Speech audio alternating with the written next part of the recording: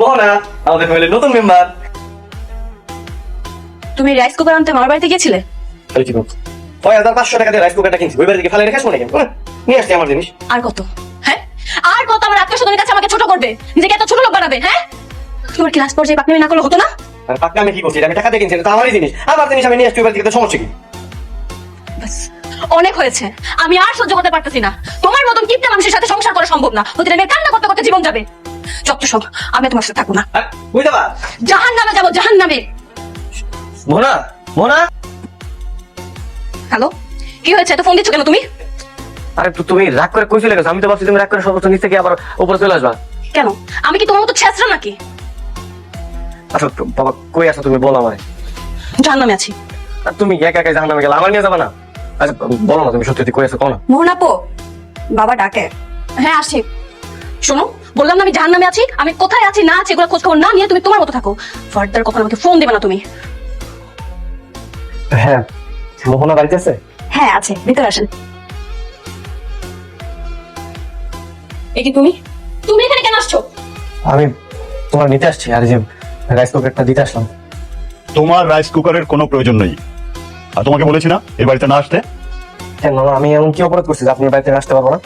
না, অপরাধ করনি। দাওয়াত খেতে এসছো সামান্য একটা রাইস কুকার নিয়ে, সেই রাইস কুকার দিতে এসে একাই 4 জনের খাবার খেয়েছো, তারপর সেই রাইস কুকার ফেরত নিয়ে গেছো। ছি ছি ছি ছি ছি ছি, এমন ছোট লোক আমার বাপের জন্ম দেখিনি। মামা, আপনারা বড় মানুষ, বুঝতে পারছি। আপনারা চাইলে এরকম আয়োজন রেগুলার করতে পারেন, অনেক মানুষরা দাওয়াত দিতে পারে। কিন্তু আমার কথা হচ্ছে কি, মানে দাওয়াতে আসলে উপহার কেন দেওয়া হয়? এই, তুমি কি বলতে চাচ্ছ?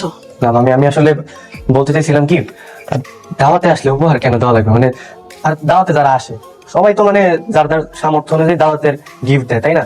সবাই তো আর ওই দামি গিফট দিতে পারে না। কিন্তু তারপরও মানে এই দাওয়াতের মধ্যে কেন উপহার জিনিসটা আসবে? মানে দাওয়াত মানে উপহার কেন? এই, আমরা কি গিফট চেয়েছি? না মামা, আপনারা গিফট চান নাই, কিন্তু বুঝতে পারছি আসলে উপহার ব্যাপারটা সমাজের অনেকটা প্রচলিত একটা ব্যাপার হয়ে দাঁড়াইছে।